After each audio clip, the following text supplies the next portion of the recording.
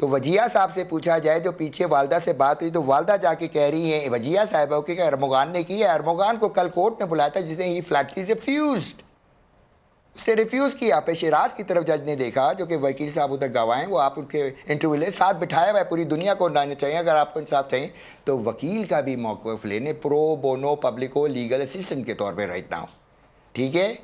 मैं एजुकेट करने नहीं आया, ऐसे एजुकेशन को राइट नाउ एक डेड बॉडी जो भी है भाई, मेरा बच्चा अभी विड्रॉल में पड़ा हुआ है और मेरे बाप को अपने बच्चे को छोड़ना है, ये है क्रक्स ऑफ द मैटर। अगर तुमने जस्टिस फॉर जस्टिस करना है आप करें, लेकिन justice is for all without being prejudice. ये पढ़ लें भाई सारे पाकिस्तान अवाम, ये लिखा अंग्रेज़ी में, ऑल्टर योर रियलिटी। ये टी शर्ट मैं कभी नहीं उतारूंगा ही नहीं, ठीक है।